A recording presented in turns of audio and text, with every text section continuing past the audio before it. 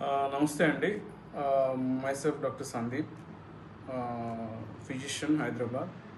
ఈరోజు మనం vomiting, nausea, regurgitation, రెచ్చింగ్, ఈ 4 కండిషన్స్ గురించి మాట్లాడుకుందాం.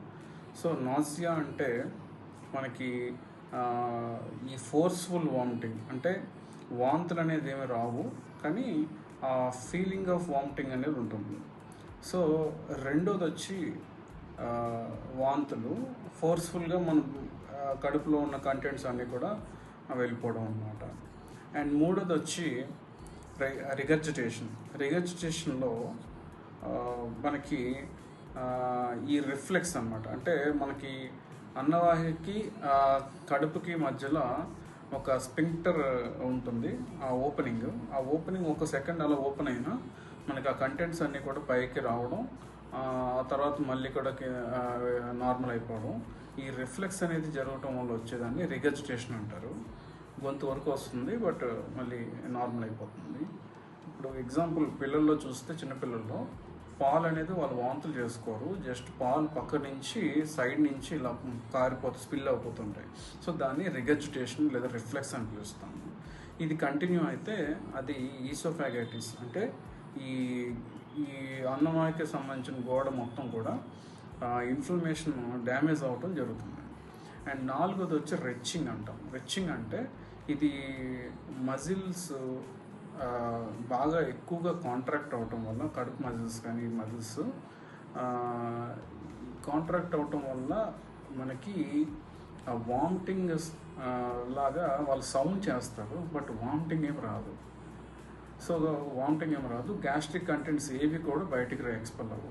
ఎగ్జాంపుల్, 2-3 రోజుల నుంచి వాళ్ళు పేషెంట్ ఆపరేషన్కి వాళ్ళ ఫుడ్ ఏం తీసుకోకుండా ఉన్నాడు, అయినా కూడా ఆ పేషెంట్కి ఆ ఫీలింగ్ ఆఫ్ వామిటింగ్ ఉంటుంది.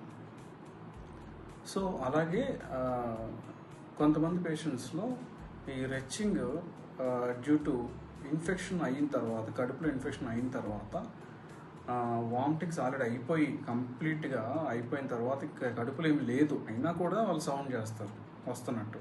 సో దాన్ని మనం రెచ్చింగ్ అని పిలుస్తాం, బికాజ్ ఆఫ్ మజిల్ కాంట్రాక్షన్ ఎక్కువగా అవ్వటం వల్ల. ఈ 4 వేరు నాసియా, వామిటింగ్, రిగర్జిటేషన్, రెచ్చింగ్. సో వీటిలో మనం రావడానికి కారణం బ్రెయిన్లో ఉన్న వామిటింగ్ సెంటర్కి 3 ఇన్పుట్స్ ఉంటాయి. ఒక ఇన్పుట్ ఈ జీర్ణ కోసం, అంటే ఈ కడుపు నుంచి గోడల నుంచి వచ్చే ఇన్పుట్ వల్ల, ఏదైనా ఇరిటేషన్ వల్ల ఈ వామిటింగ్ వస్తుంటుంది. ఇది స్పైసీ ఫుడ్స్ అవన్నీ తీసుకున్నప్పుడు, ఇన్ఫెక్షన్ ఏమైనా ఉన్నప్పుడు కడుపులో అవి.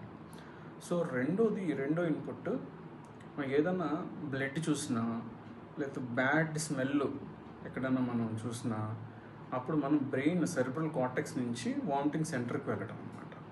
ఇది 2.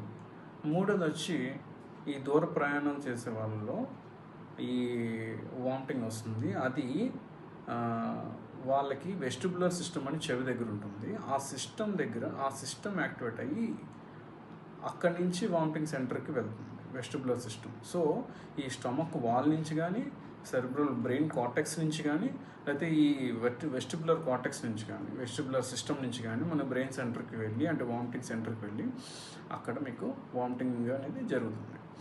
ట్రీట్మెంట్లో మనకి జనరల్గా ఈ బ్రెయిన్కి సంబంధించిన 5-HT రిసెప్టర్స్ బ్లాక్ చేసే జోఫర్ ట్యాబ్లెట్స్ అని ఇస్తారు. అలాగే ఈ కంటెంట్స్ని కిందకి దిగడానికి ప్రోకైనెటిక్ ట్యాబ్లెట్స్ అని ఉంటాయి, అవి ఇస్తారు. అలాగే ఈ 2 కూడా ఈ దూర ప్రయాణాలు చేసే వాళ్ళలో పనిచేయవండి. వాటికి సెపరేట్గా ఈ యాంటీకోలినర్జిక్ ట్యాబ్లెట్స్ ఉంటాయి. అవి అరగంట ముందు, ప్రయాణం చేసే అరగంట ముందు వేసుకుని వెళ్ళాలి. అలాగే ఎక్కువ దూరం, అంటే 12 గంటల సేపు ప్రయాణం చేసే వాళ్ళలో 6 గంటలకు ఒకసారి ఆ ట్యాబ్లెట్ వేయాల్సి వస్తుంది. సో అలాగే ఈ ప్రెగ్నెన్సీస్లో ఫస్ట్ 3 monthsలో హైపరెమిసిస్ గ్రావిడారం అని తెలుసు కదండి, ఎక్కువగా వామిటింగ్ అవుతుంటాయి. సో వీటికి కారణం డోపామైన్ అనే ఒక బ్రెయిన్లో ఉన్న హార్మోను. సో వీళ్ళకి జస్ట్ విటమిన్ B6 అంటే పైరోడాక్సిన్ అనే ఒక water soluble vitamin 30 mg tablet, అది ఒక్క టాబ్లెట్ సరిపోతుంది. And it is mostly preferred tablet. అంతే తప్ప ఊరికే జోఫరు ఇలాంటి వామిటింగ్ టాబ్లెట్స్ వాడకూడదు వాళ్ళలో. అలాగే డాక్సినేట్ అని ఇలాంటివి వాడతారు, అవాయిడ్ చేయడం బెటర్. సో ఈ డోస్ ఎక్కువ విటమిన్ B6 ఇచ్చినా ఇబ్బంది లేదు, ఎందుకంటే వాటర్ సాల్యుబుల్ కాబట్టి యూరిన్ ద్వారా బయటకు వెళ్ళిపోతుంది. ఓకే. అండ్ ఈ మైగ్రేన్ పేషెంట్స్లో చక్కెరతో పాటు వామిటింగ్ వస్తుంది. వీళ్ళల్లో మనం డెఫినెట్గా ఈ వర్టిన్ అనేది అందరూ ఇస్తుంటారు. వర్టిన్ అనేది ఊరికే చక్కెర ఉంటే ఇచ్చేయాలని ఇచ్చేస్తుంటారు, కానీ ఇవ్వకూడదండి. అది వర్టిన్ ట్యాబ్లెట్ అనేది స్పెసిఫిక్ రీజన్స్లోనే ఇవ్వాల్సి వస్తుంది. అలాగే ఆస్మా పేషెంట్స్లో ఇవ్వకూడదండి అసలు ఇది. So thank you very much. Please support.